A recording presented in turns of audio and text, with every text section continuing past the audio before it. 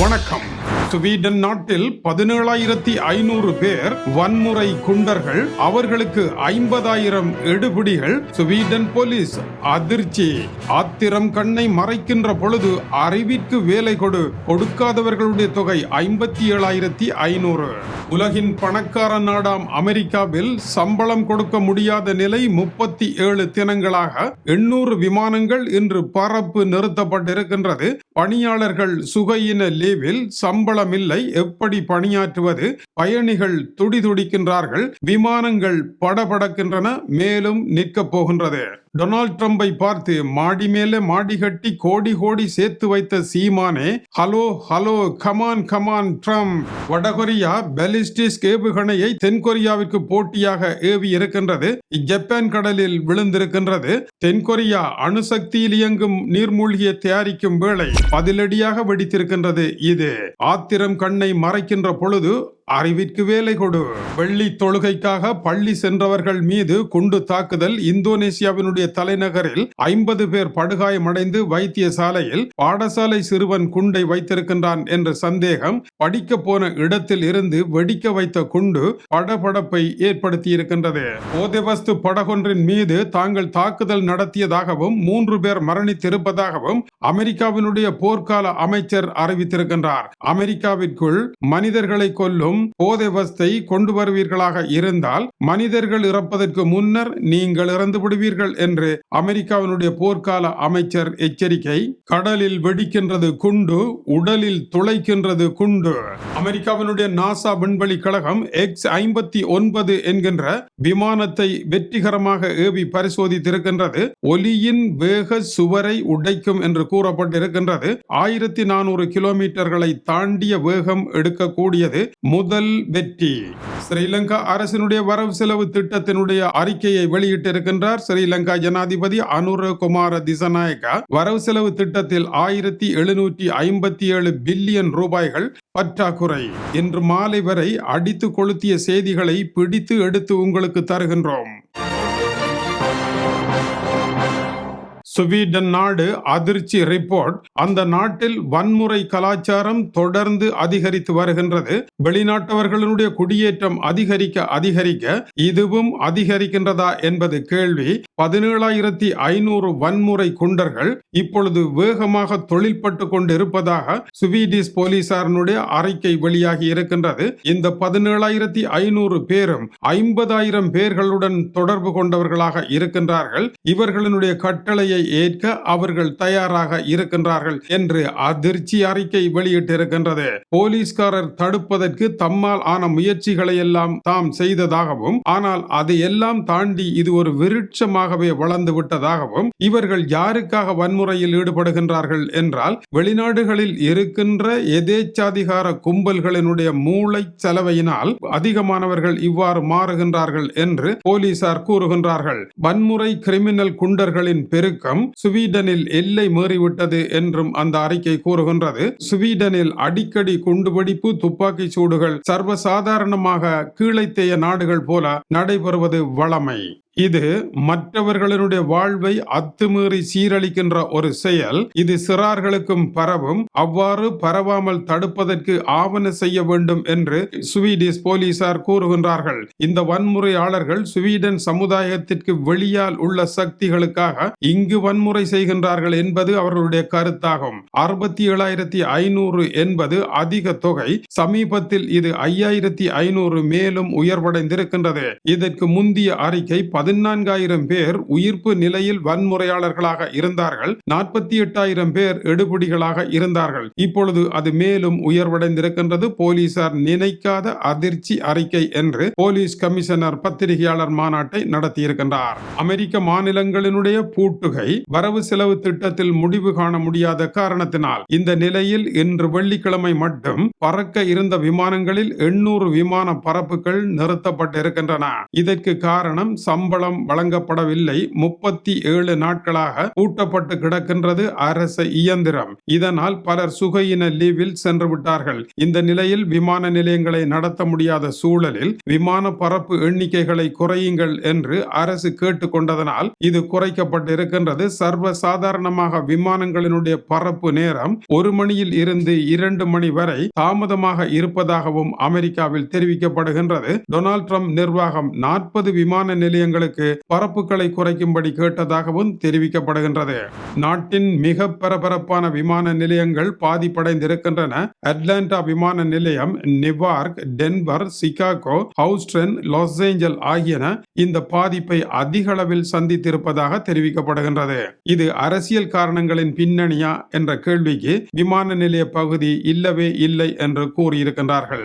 வடகொரியா நாடு பாலிஸ்டிக் ஏவுகணையை ஏவி பரிசோதனை செய்திருக்கின்றது. ஜப்பான் கடலுக்கு வெளியே விழுந்து வெடித்திருக்கின்றது. வழமை போல இது நடைபெற்றிருக்கின்றது. சென்னை டக்காச்சி ஜப்பானினுடைய புதிய பிரதமர் காடு மலை ஆடு குளம் தவிடு பொடி என்று பேசியவர் இப்பொழுது கமுக்கமாக அமர்ந்து கொண்டார். தங்களுடைய நாட்டினுடைய எந்த பகுதியும் எந்த வளங்களும் பாதிக்கப்படவில்லை என்று மெல்ல குறுகியிருக்கின்றார். இதற்கு காரணம் தென்கொரியா நாட்டை அணுசக்தியில் இயங்குகின்ற நீர்மூழ்கி கப்பலை அமெரிக்காவில் உருவாக்கலாம் என்று டொனால்ட் ட்ரம்ப் அறிவித்திருப்பதாகும். பொதுவாக நீர்மூழ்கி கப்பல்கள் டீசலில் இயங்குவது. டீசல் முடிவடைய மேலே வர வேண்டும், மறுபடியும் டீசல் நிரப்பி செல்ல வேண்டும். ஆனால் அணுசக்தியில் நீர்மூழ்கி கப்பல் இயங்குகின்ற பொழுது டீசலை விட மிக அதிகமான காலம் கடல் அடியிலேயே அது உலாவிக் கொண்டிருக்கும். அது ஆபத்தானதாகவும் இருக்கும். இதனால் வடகொரியா தான் இன்னமும் உறங்கவில்லை, விழியாது கண்களில் எண்ணெய் விட்டபடிதான் பார்த்திருக்கின்றேன் என்பதை காட்டுவதற்கு இதை வெடித்து தள்ளி இருப்பதாக தெரிவிக்கப்படுகின்றது. இந்தோனேசியாவினுடைய தலைநகர் ஜகார்த்தாவில் வெள்ளி தொழுகைக்காக பள்ளிவாசல் சென்றவர்கள் குழுமியிருந்த இடத்தில் வெடித்தது குண்டு. 50 பேர் படுகாயம். இதில் கணிசமான அளவு ஆபத்தான நிலையில் இருக்கின்றார்கள். 54 பேர் வரை வைத்தியசாலையில் முதலில் அனுமதிக்கப்பட்டிருந்தார்கள் என்று தெரிவிக்கப்படுகின்றது. சந்தேக நபர் பாடசாலையில் படிக்கின்ற 17 வயது இளைஞன் என்று கூறப்படுகின்றது. இவர் கைது செய்யப்பட்டாரா இல்லையா என்கின்ற தகவல் இல்லை. மேலும் அப்பகுதியில் சுடுகலன்களும் இருந்ததாக தெரிவிக்கப்படுகின்றது. பாடசாலை மாணவனை மூளைச்சலவைக்கு உள்ளாக்கி இந்த பணியை செய்தார்களா என்பதற்கான விசாரணைகள் நடைபெறுகின்றன. அமெரிக்க கடற்படையினுடைய விமானப்படையினுடைய ஏவுகணை தாக்குதல்கள் கரிபியன் கடல் பகுதியில் தொடர்ந்து நடைபெற்றுக் கொண்டிருக்கின்றது. நேற்றும் ஒரு படகின் மீது அமெரிக்கா தாக்குதல் நடத்தி இருப்பதாகவும் 3 பேர் மரணமடைந்ததாகவும் அமெரிக்காவினுடைய படைத்துறை அமைச்சர் பேட் ஹெக்ஸெட் தகவல் தருகின்றார். உயிர்களை அளிக்கும் போதைப் பொருட்களை அமெரிக்காவிற்குள் கொண்டு வருகின்றீர்கள், அதனால் அதற்கு முன்னர் உங்கள் உயிர்களை அழித்து விடுவோம் என்பது உங்களுக்கான பதிலாகும் என்று தெரிவித்திருக்கின்றார். 20 வினாடிகள் கொண்ட வீடியோ ஒன்றை வெளியிட்டிருக்கின்றார். அதில் வேகமாக ஓடி செல்லுகின்றது படகு. அமெரிக்காவினுடைய ஏவுகணை ஒன்று அதை தாக்குகின்றது. வெடித்து சிதறுகின்றது படகு. எல்லா இடமும் வெள்ளையாக பரவுகின்றது. கரிபியன் பகுதியிலும் பசிபிக் பகுதியிலும் அமெரிக்காவினுடைய இத்தகைய போதை வஸ்து கும்பல்களுக்கு எதிரான தாக்குதல்கள் மிக தீவிரம் அடைந்திருக்கின்றது. இதுவரை 40 பேர் வரை கொல்லப்பட்டிருப்பதாக தெரிவிக்கப்படுகின்றது. இதில் மீன்பிடிக்க சென்றவர்களும் மரணித்ததாக சில நாடுகள் கூறுகின்றன.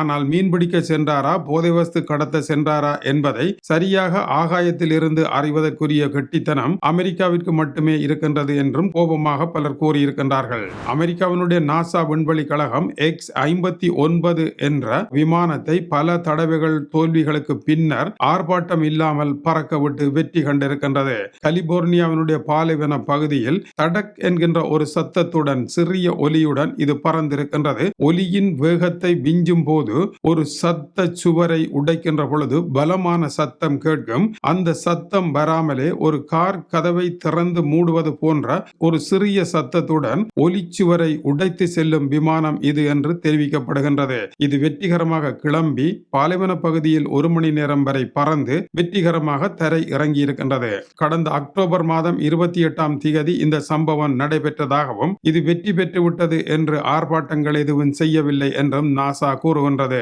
பரிசோதனை பரப்பிற்காக 370 கிலோமீட்டர் வேகத்தில் மட்டும் பறந்தது. 3660 மீட்டர் உயரத்தில் பறந்திருக்கின்றது. ஆனால் இது 16,700 மீட்டர் உயரத்தில் பறந்து 1490 கிலோமீட்டர் வேகத்தில் பறந்து செல்லக்கூடியது. லண்டன் நியூயார்க் பரப்பை 4 மணி நேரத்திற்கு குறைவாக நடத்தக்கூடியது. சாதாரணமாக 700 கிலோமீட்டர் வேகத்தில் பறக்கின்ற விமானங்களை விட 2 மடங்கு வேகத்தை கொண்டதாக இது இருக்கின்றது.